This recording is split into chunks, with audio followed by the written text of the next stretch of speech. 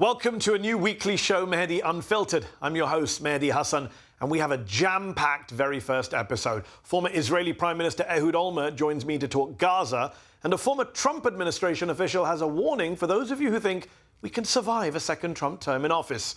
So, what are we waiting for? Let's go.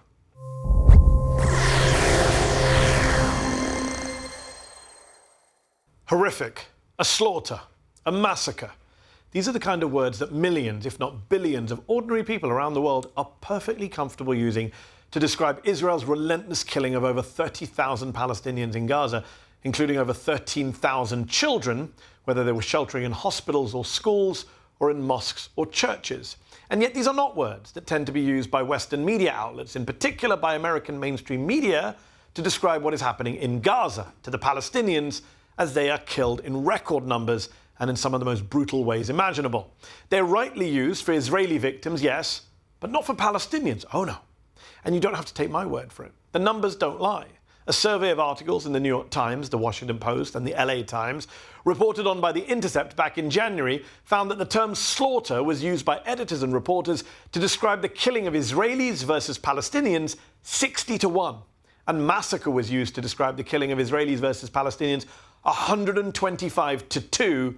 Horrific was used to describe the killing of Israelis versus Palestinians 36-4. What else do we call that other than the deliberate dehumanization of the Palestinian people? Remember when the Associated Press referred to the 12,300 Palestinian minors killed by Israel? Can't say the word children, oh no.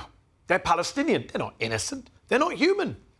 It's not just US newspapers, but US television too. In a study of the guests who appeared on Sunday morning political shows in the first 3 months after October the 7th, Dr. William Youmans found that not only were the American guests who appeared on air more than twice as likely to sympathize with Israel than with the Palestinians, but that overall there were 10 times as many Israeli guests as Palestinians. 10 times. What else do we call that other than the deliberate dehumanization of the Palestinian people? And it's not just the US media. The UK's isn't much better. A study of the BBC's online coverage of this issue, published by a pair of data scientists in January, found a systematic disparity in how Palestinian and Israeli deaths are treated.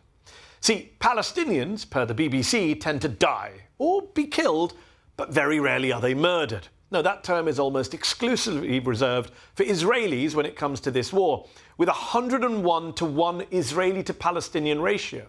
In addition, words like mother, daughter, father, son were much more likely to be used for Israeli victims of Palestinian violence, but not so much for Palestinian victims of Israeli violence. They just tend to be nameless, faceless numbers, statistics. What else do we call that other than the deliberate dehumanization of the Palestinian people?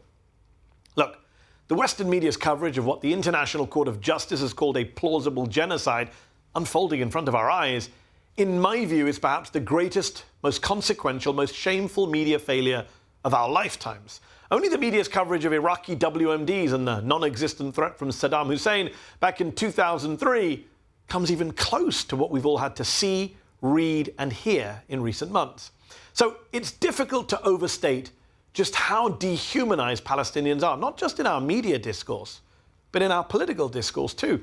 Earlier this month, in an interview with The New Yorker, Aaron David Miller, a veteran US State Department advisor who has worked on Middle East policy for multiple presidents, let the cat out of the bag. Do I think that Joe Biden has the same depth of feeling and empathy for the Palestinians of Gaza as he does for the Israelis? No, he doesn't. Nor does he convey it. I don't think there's any doubt about that. We have a word for this phenomenon of caring more about the suffering of one group of human beings over another, of prioritizing one group of people over another based on their nationality, their ethnicity. It's called racism. Now, one of the reasons I founded Zeteo, which officially launches this week, and one of the reasons I'm hosting this new weekly show for Zeteo, is that I'm fed up with media organizations failing to challenge the racism and bigotry of our leaders. And I'm also fed up with media organizations themselves pushing racist, bigoted, dehumanizing coverage of minorities across the board, but especially of the Palestinians. I think the world deserves better. I think the American people in particular deserve better. Because here's what's so fascinating. Poll after poll shows the American people support a ceasefire. One poll in February found half of all Americans believe Israel is committing genocide in Gaza. And that's after being exposed only to our current, awful, one-sided media coverage of this issue. Imagine what those numbers would look like if we had a media that actually showed Americans what's happening on the ground in Gaza, that gave Palestinians a voice, a platform, or actually treated Palestinians as victims of Israeli violence, as human beings deserving of our compassion, our empathy, our solidarity. Imagine what a world we could live in if we had a media like that. Joining me now to talk more about what's happening in Gaza and Israel is the former Israeli Prime Minister, Ehud Olmert. Thank you for coming on our first show. We've spoken a couple of times before over the past decade.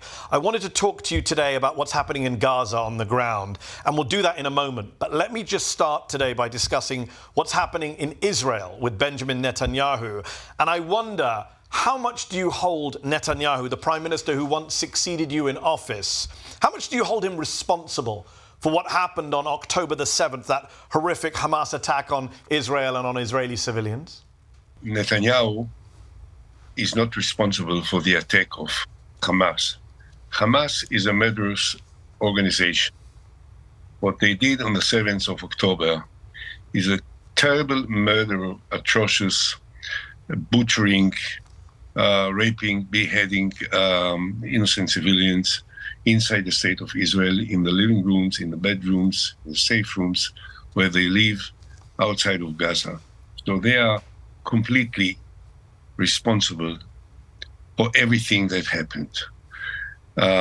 If you want to ask me whether the policy of the Prime Minister of Israel that preceded these events was responsible, was acceptable, that's a different question. Do you believe Netanyahu deliberately propped up Hamas in Gaza all these years, funneling cash from Qatar to Hamas as a way of undermining and dividing the Palestinians and cynically preventing a two-state solution from emerging?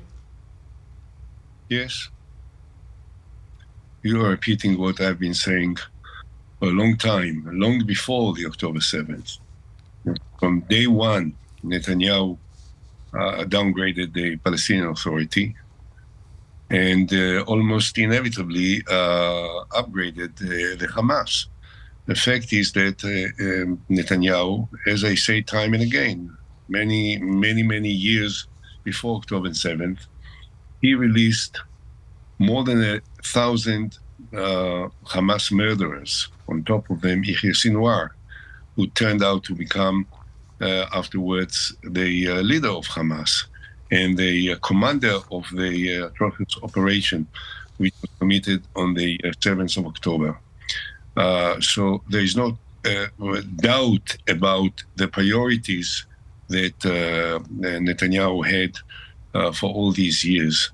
To say that Netanyahu ever dreamed that one day Yahya Sinwar, instead of cooperating with him as he probably planned or hoped, will do what he did on the 7th of October, that's too much.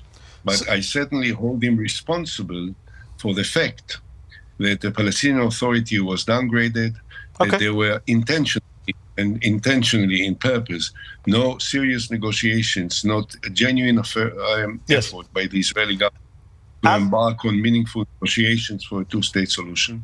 It's absolutely what I have been saying all these years. As a former Israeli Prime Minister who infamously went to prison over bribery and obstruction of justice charges, I wonder, how much do you think this war is being dragged out by Netanyahu, who's trying to avoid prison over his own ongoing corruption trial? I don't know what does it have to do with my background, which I never recognized or never accepted. But that's not our agenda now.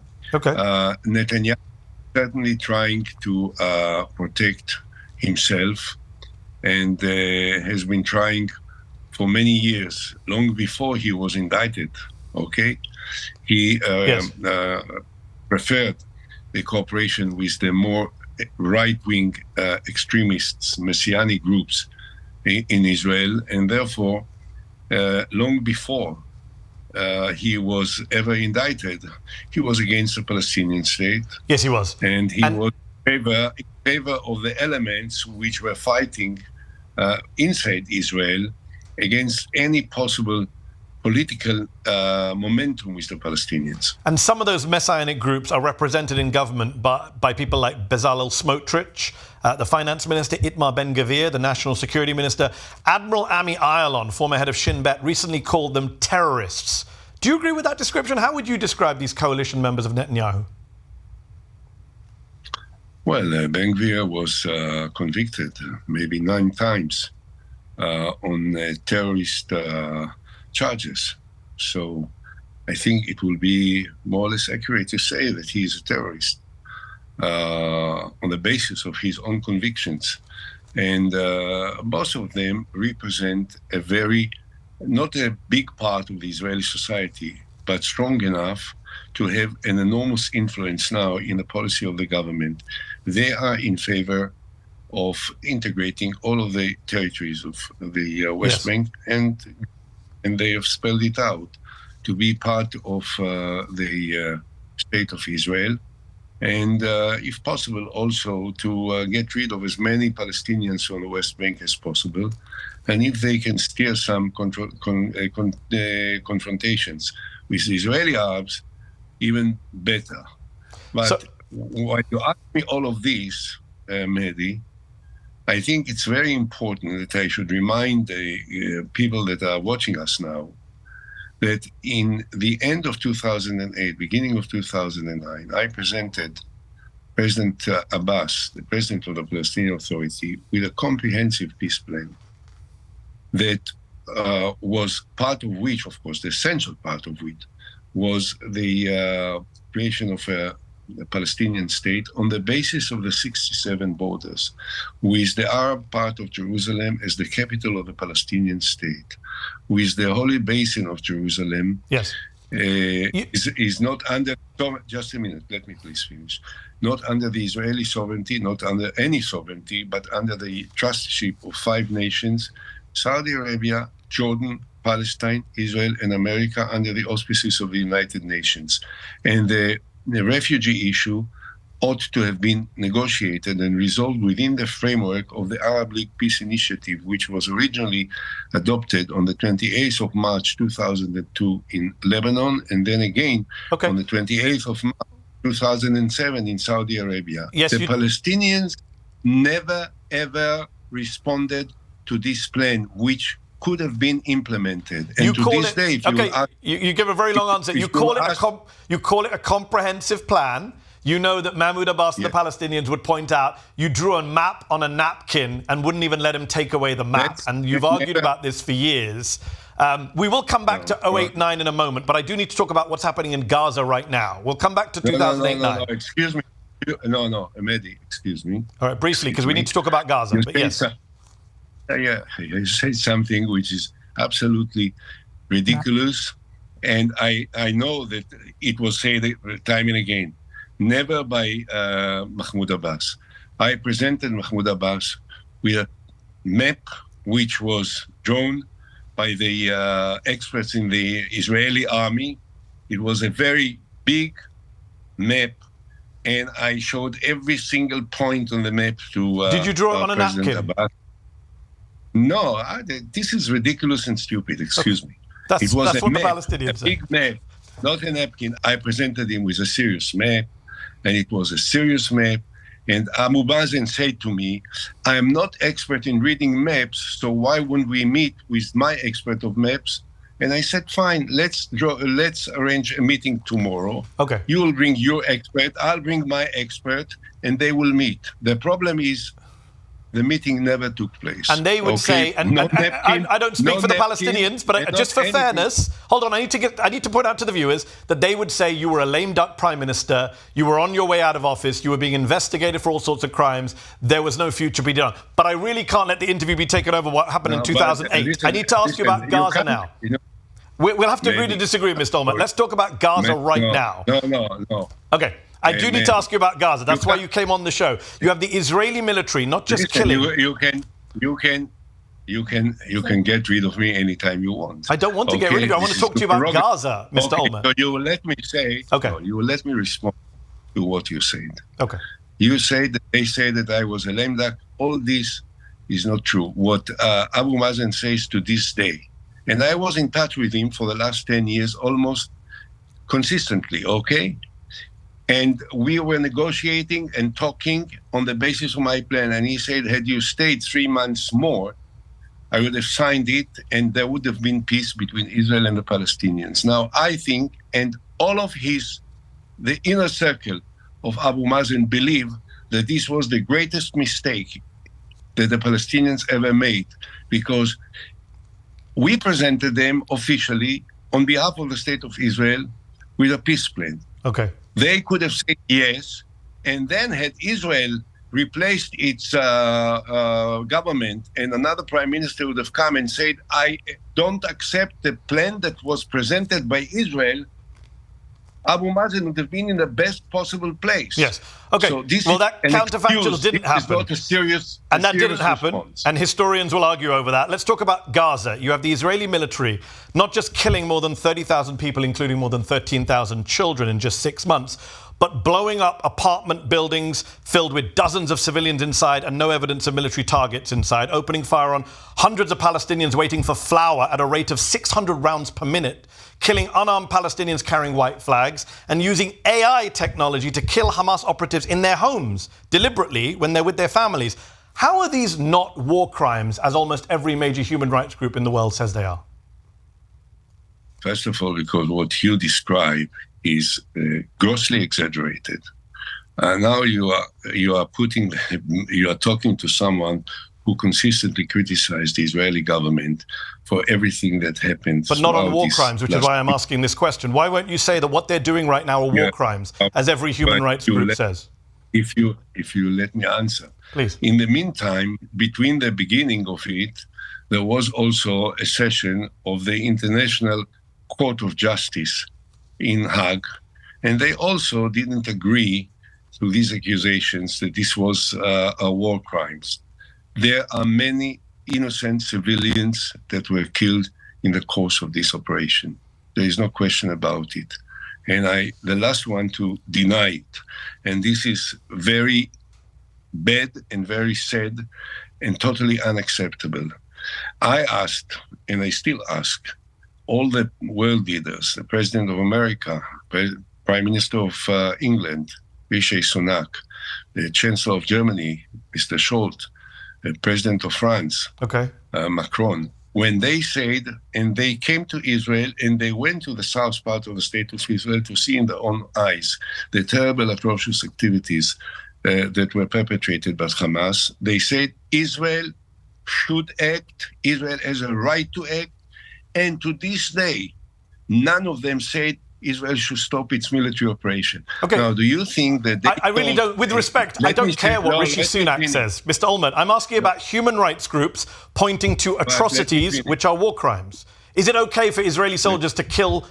Is it okay for Israeli soldiers to kill Palestinians carrying white flags, which is what they've done on multiple occasions? Yes or no? You know that in the course of some military action, the Israeli forces killed Israeli of the hostages that were walking with a white flag, and they killed them. So sometimes there were terrible such events that happened. This is not a policy of Israel. And I'm actually, a lot of Israeli soldiers say it is a policy that they're allowed to open fire in a free fire zone in Gaza. That has been documented by Haaretz, for example, a kill zone.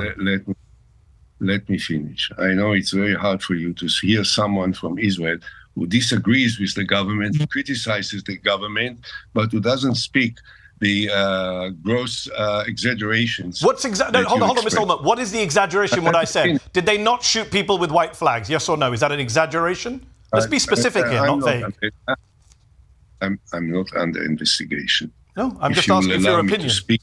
Please. So you relax. And let me speak. I'm very relaxed. It's just we're talking about the killing of innocent civilians, which you are dismissing as exaggeration. It's not a good look for you, Mr. Olmert, to dismiss the killing of a grandmother whose 4-year-old grandchild was carrying a white flag. She's gunned down by an Israeli sniper. Is that a war crime? a war crime is entering into the house of a classmate of mine in Be'eri kibbutz. I visited her home today, and killing her husband and killing her neighbors. I've seen the pictures, I've seen the bodies.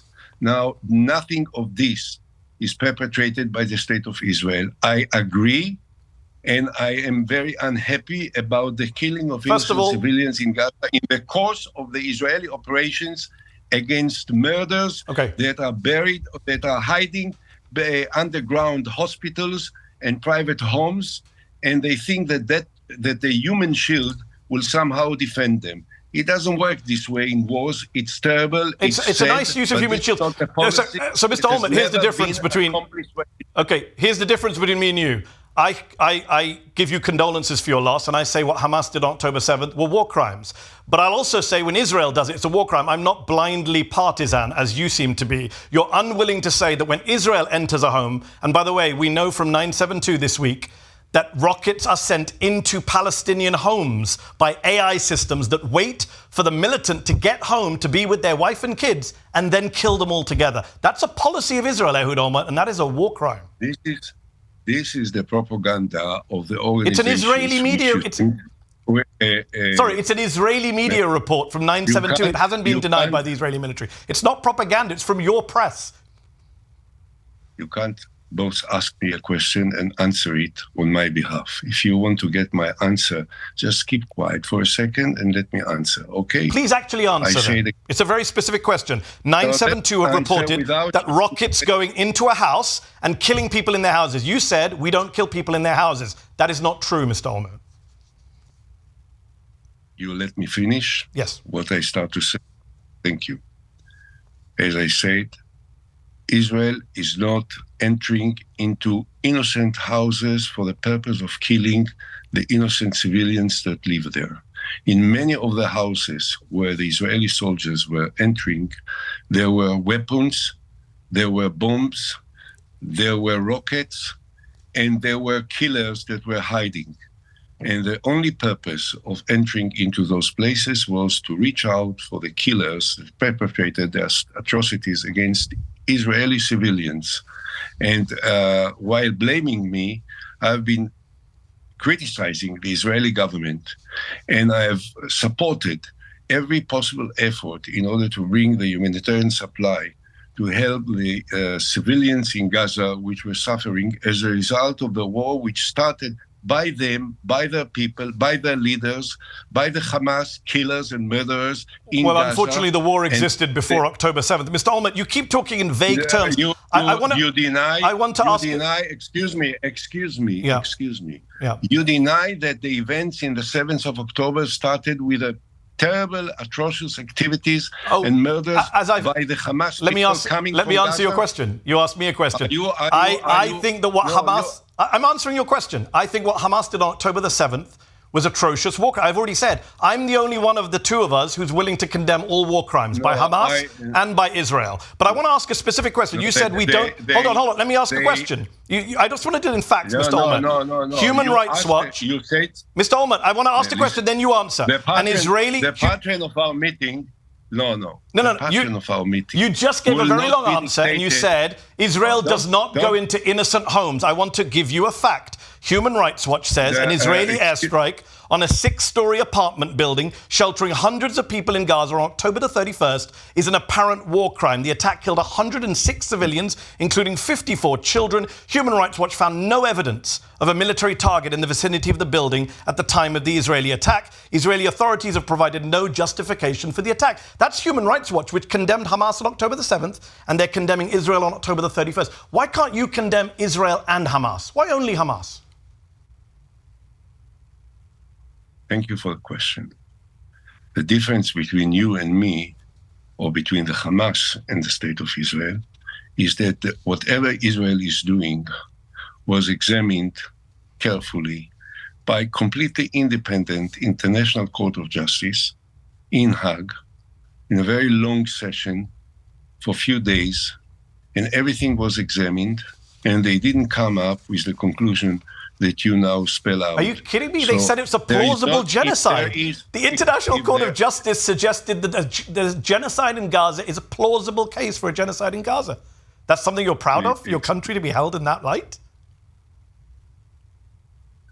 You can repeat the question time and again and not listen to my answer. I said that the International Court of Justice did not come to the conclusion that you are trying to voice time and again as if it will make it a truth by just you saying it and spelling it.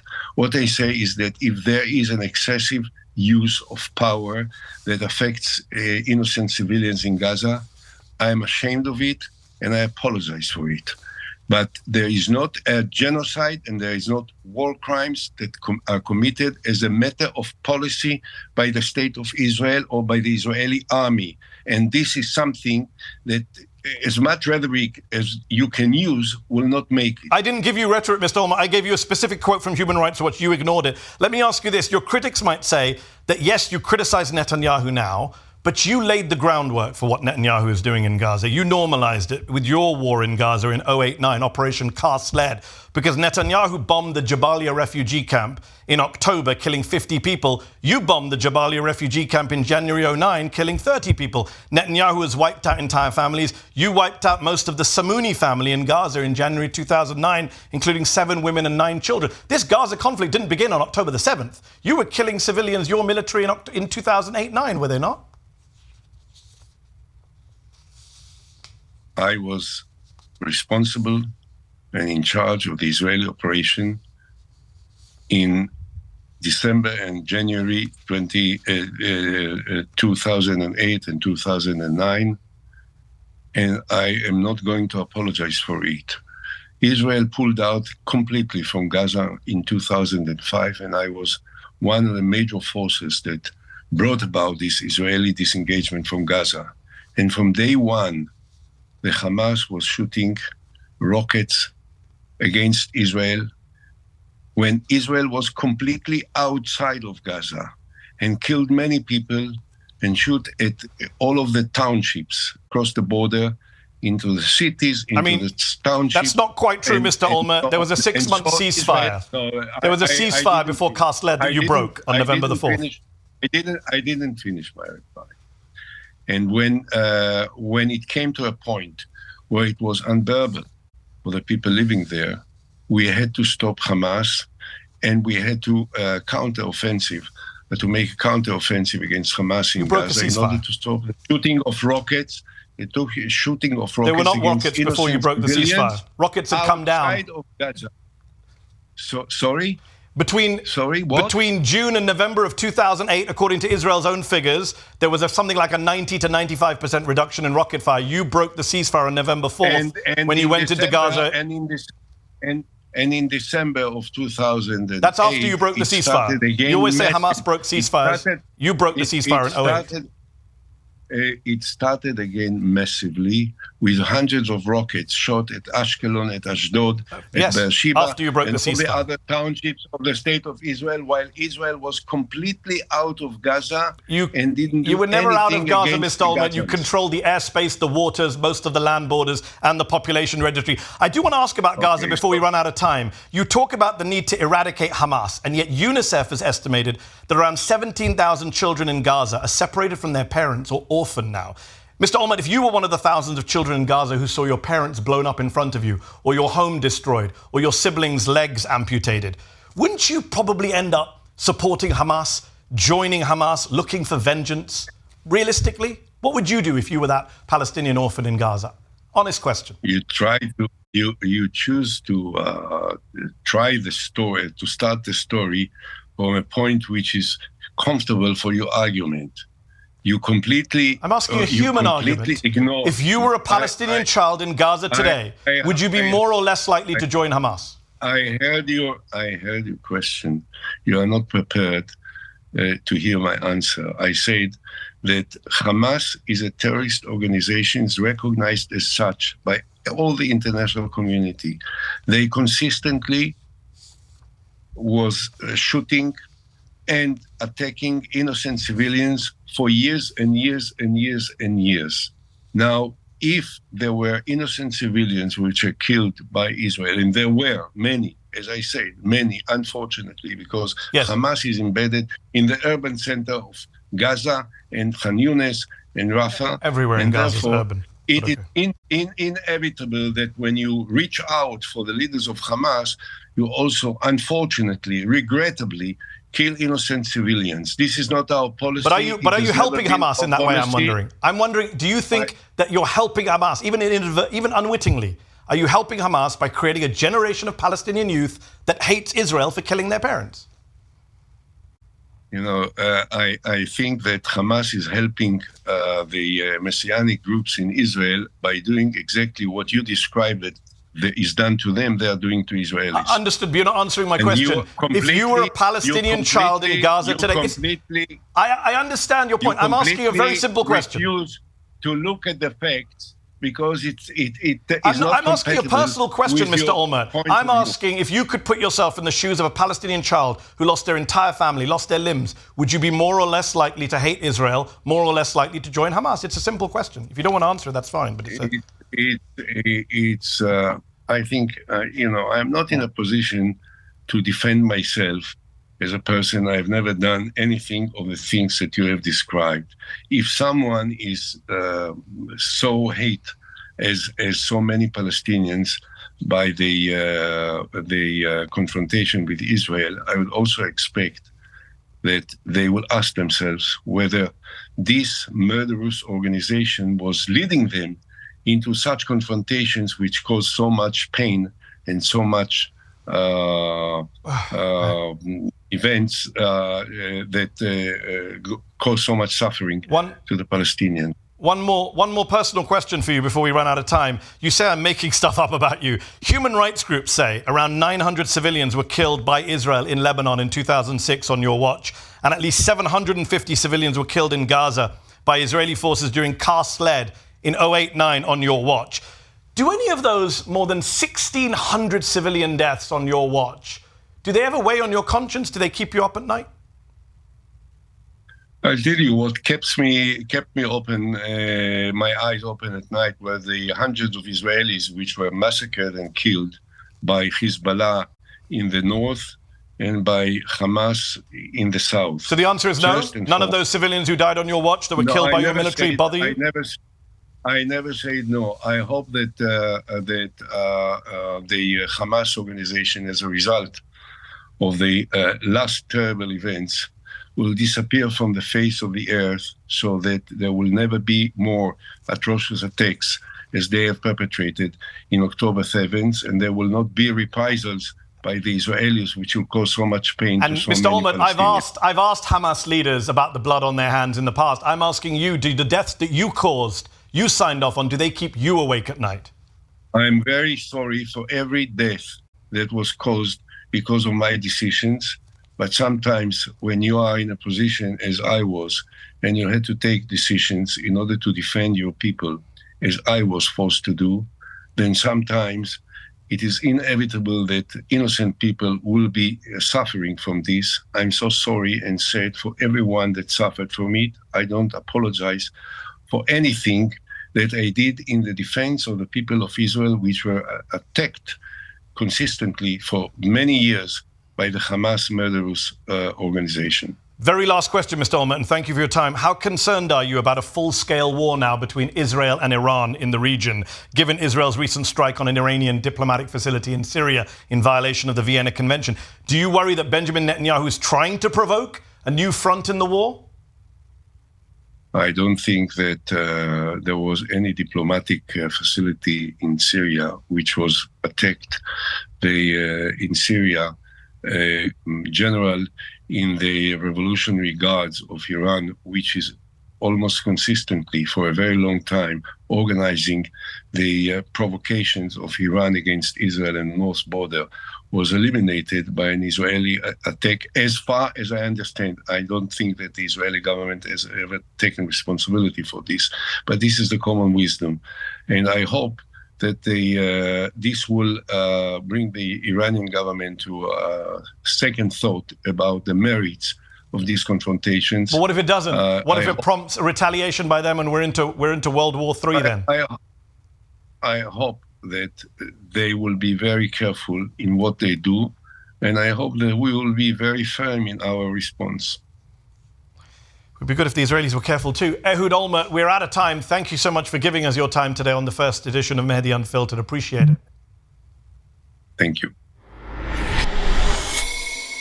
If you're one of those people, even on the left, who isn't that concerned by the prospect of a Trump second term, that it won't be that bad, that we survived Trump the first time round, then this next segment is for you.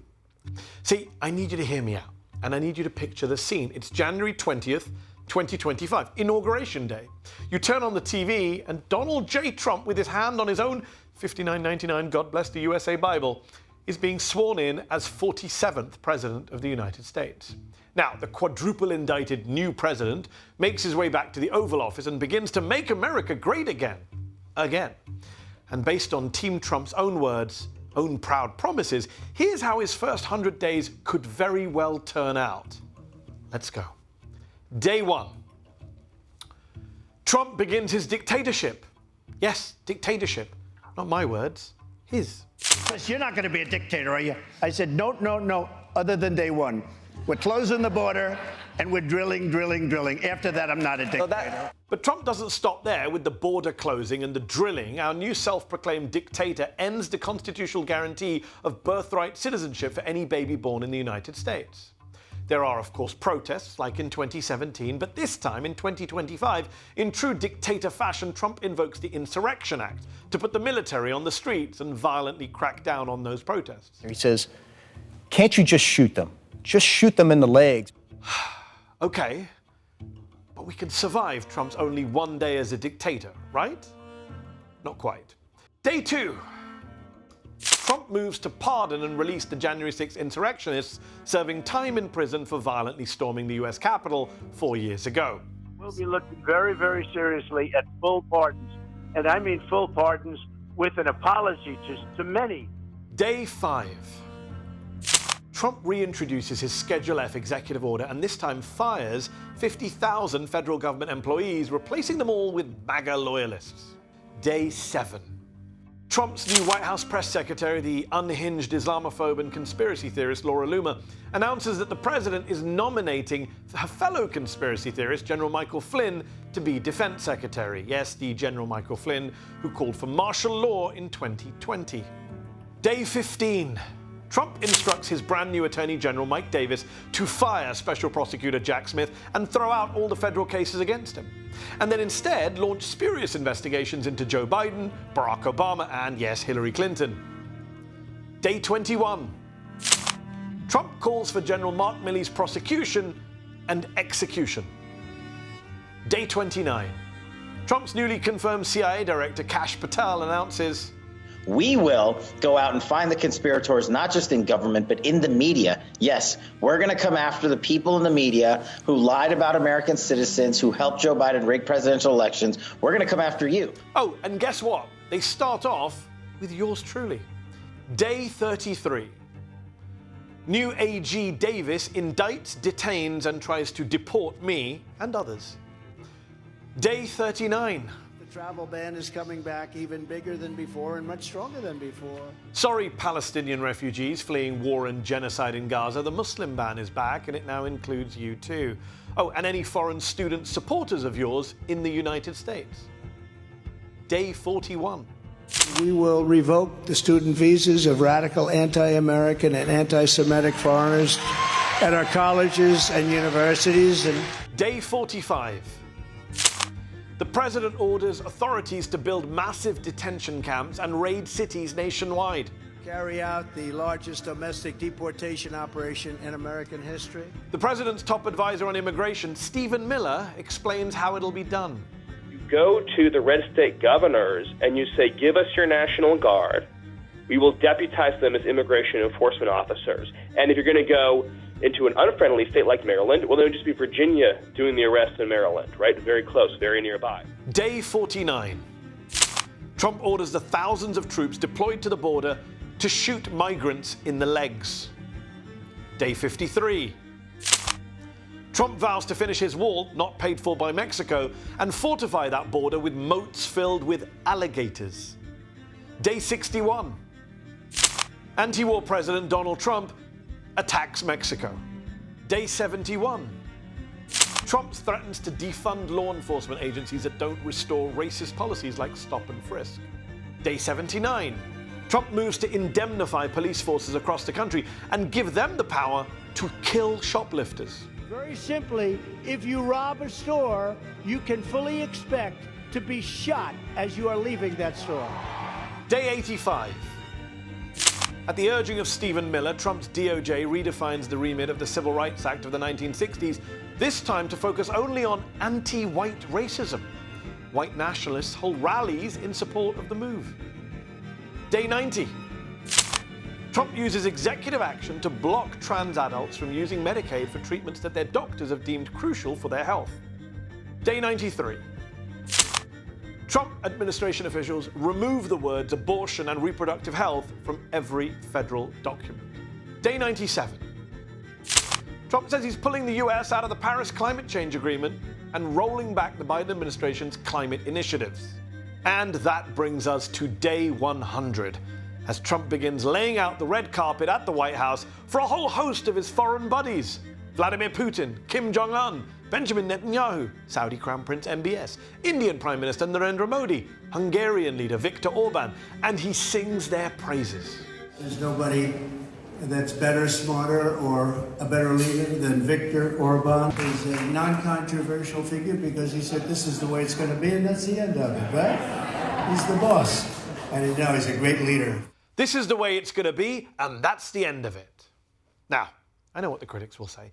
Mehdi, things can't possibly get that bad. This is alarmist hyperbole.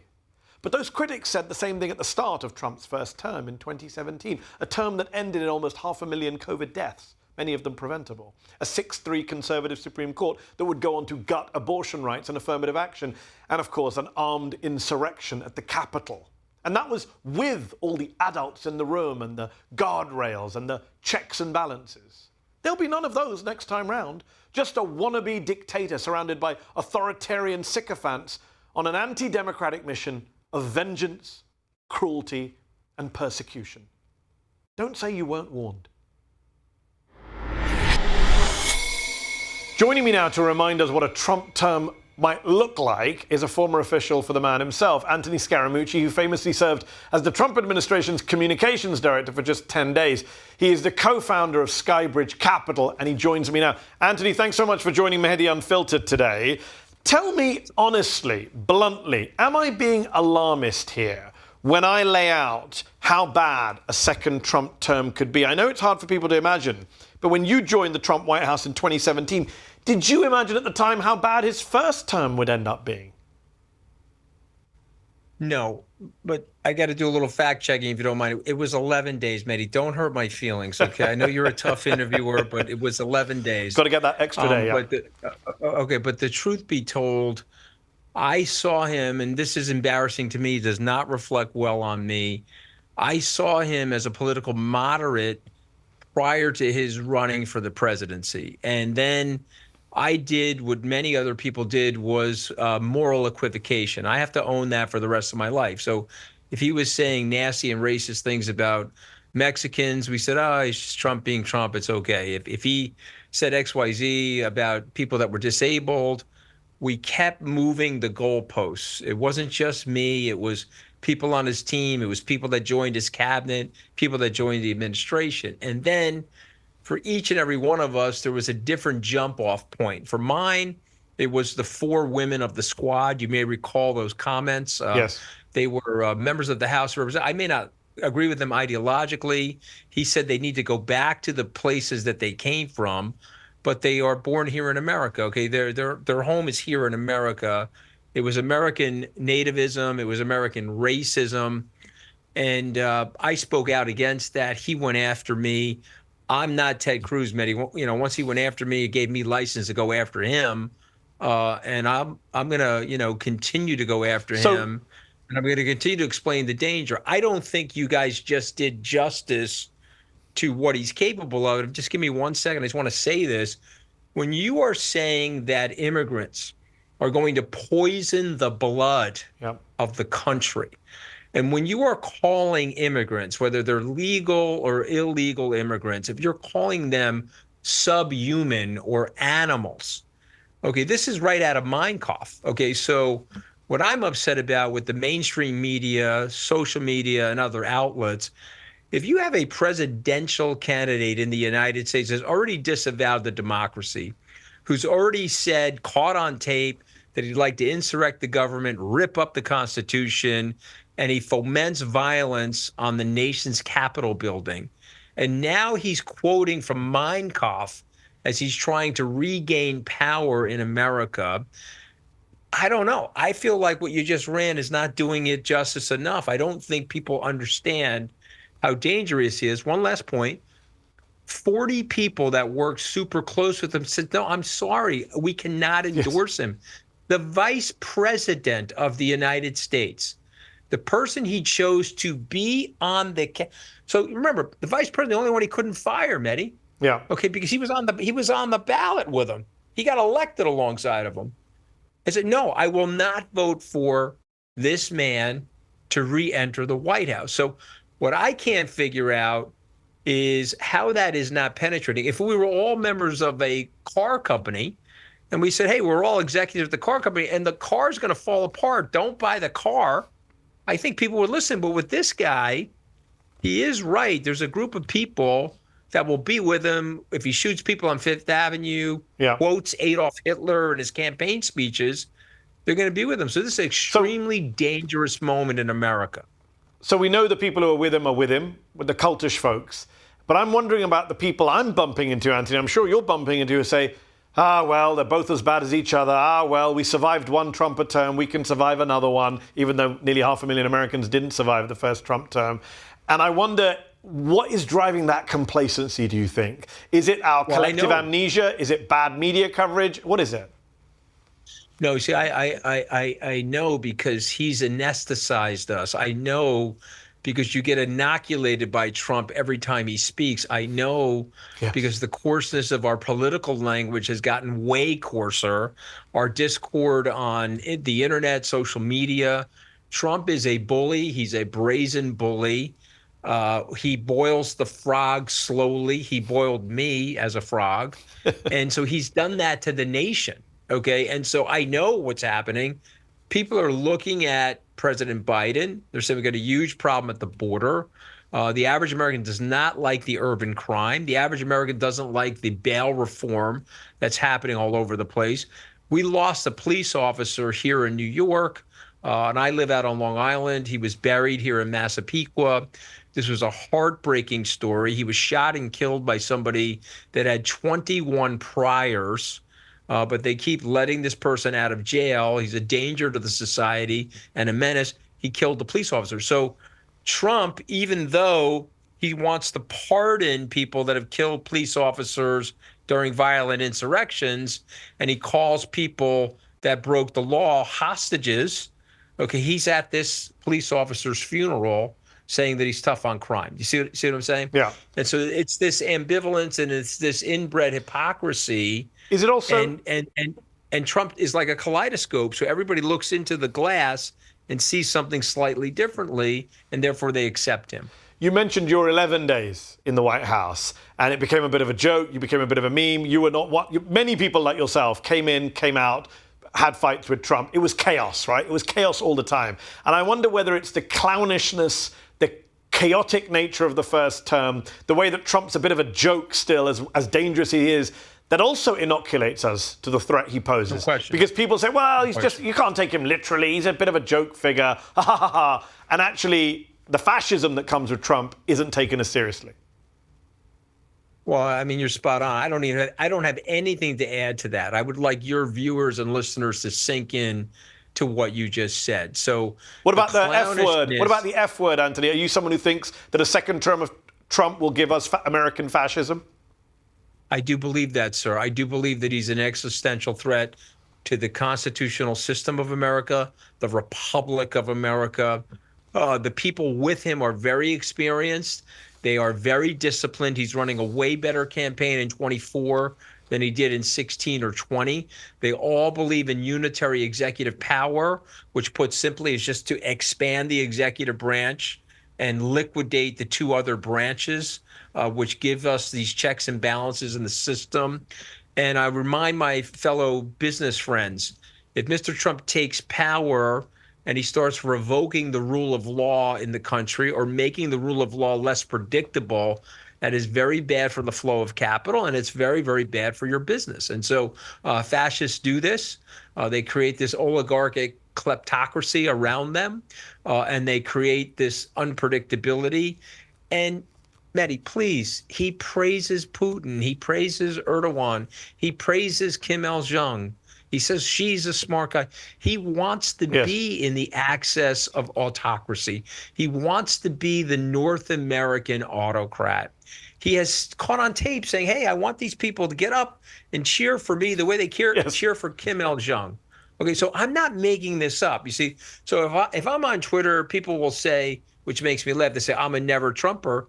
Excuse me, I work for Donald Trump, so I was once a Trumper.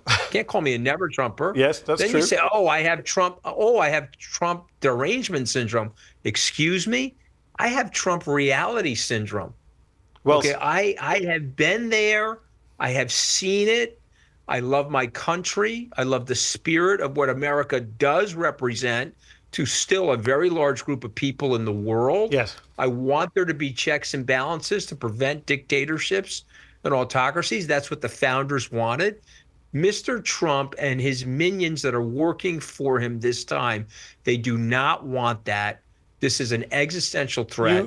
I appreciate what you just ran for your viewers, but I don't even think it's big. I don't think it's broad enough or deep enough to explain how threatening he actually really is. Oh, I agree with you. We could go on for hours and we wouldn't do it justice. I like your phrase, Trump reality syndrome. What we're trying to do on this show is explain the reality of what's coming our way. You mentioned finance folks. You're a finance guy. You mentioned your friends in the business community. I'm sure you're aware that Republican mega donor and billionaire hedge fund manager John Paulson said the other day that the 2020 election raised, quote, legitimate concerns, he said, about election integrity.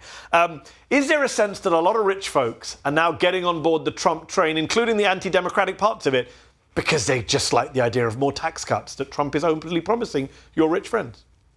So I don't think that, actually, and I think this is a glimmer of hope for everybody. I think there's a very narrow band of people that are supporting Mr. Trump. I don't believe he raised $50 million last weekend. I know how they double count and inflate those numbers. I used to work on campaigns like Mr. Trump, and I don't think that. I actually think that the people that I'm talking to, some of them like the tax cuts, no question. Some of them like the pro-business regulation. But by and large, he is bad for business. And Mehdi, let me explain why. Actions always speak louder than words. Go look at his donor list. It is very thin. He's bad for business if you're seen on his donor list. The smaller donors have dried up. They gave him a lot of money for the election lie. They gave him a lot of money for his legal defense contracts and all this other problems. He's now hijacked the RNC because he's running out of money. They were thinking about taking a loan before he hijacked it. In the small print, if you give money to the RNC, it says, well, the first set of money is going to Trump and his legal bills. And I think it's turned off people. And so what I like is that this is a get out the vote election, meaning these two gentlemen have 50 years of awareness in America, Donald Trump and President Joe Biden. And so I don't think anybody's got an opinion that's ill-formed. They've already formed their opinions. It's not like 2008 where Barack Obama enters the scene and he's got to do a getting to know you tour. These people are well known. And I think decisions have already been made about who they want to vote for. Now the question is, who's going to the polls? So this is going to be a get out the vote movement. And the president, thankfully, has way more money than Donald Trump. And the president will be able to staff those swing states more aggressively than Donald Trump. And so I see this as a get out the vote election. And I think Joe Biden will beat him because of that. Well, I hope you're right about the finance folks not falling in line, because there have been a lot of reporting about kind of CEOs hedging their bets and getting ready for a Trump presidency. Some, but very small. Good. Very small. Last question. the media's role in all this. I was just looking recently at a New York Times headline on the abortion issue, which referred to Biden and Trump as both imperfect messengers for their sides. The both sidesism of our media. How much is that helping Donald Trump, in your view? He conditioned them. Hey, listen, Mehdi, you're not going to like me saying this, so push back away. But he's a formidable political figure. He knocked out the party of Lincoln and Ronald Reagan, and he destroyed it. And he's created this disfigured Frankenstein monster known as MAGA. So he killed off the original party, and now he's got the MAGA monster, the Magenstein, roaming around like a golem. Okay, and he's conditioned the media for both sidesism. Charlottesville, a lot of nice people on both sides. We're talking about Nazis, but we're going to have nice people on both sides. And so the media is playing the game that Donald Trump wants them to play, because they called him out on everything for 4 years and they feel that it wasn't successful. So now they're like, hey, hire Ronna Romney McDaniel, local town liar, okay, and let's have her on stage, okay? Listen, I've owned my mistakes, okay? And if you have never made his mistake, throw a rock through the television and hit me. But I've owned my mistakes, okay? And you got to be a man or a woman about this thing, and you have to call it out for what it is. And you know, because you have lots of sources in Washington, the garden variety Republican dislikes him. Then they go on television and praise him, or they say that the election was inauthentic, or there's mistakes on the election and all of this nonsense. They now have a litmus test to work at the RNC. Do you think the election results were legit? If you say no, come join us. If you say yes, you're not the right guy for us. That's fascism. I'm going to steal your mind, and I'm going to force you to say a lie to me and to others to fall in line with what I want. And what I want is total control, which we know destroys countries. Well, Anthony, I'm glad after the big mistake that you say you made, joining Trump, that you're now calling out the fascist threat he poses. And I'm glad you came on the show today to do it. Appreciate your time, Anthony Scaramucci. Well, it's a pleasure to be on. I think your voice is very necessary, and I'm a big free speech proponent, and I appreciate you inviting me on. Thank you. And that's our show. Our first show, but Mehdi Unfiltered will be back next week. In the meantime, make sure you do please subscribe to Zeteo. For now, from me, goodbye.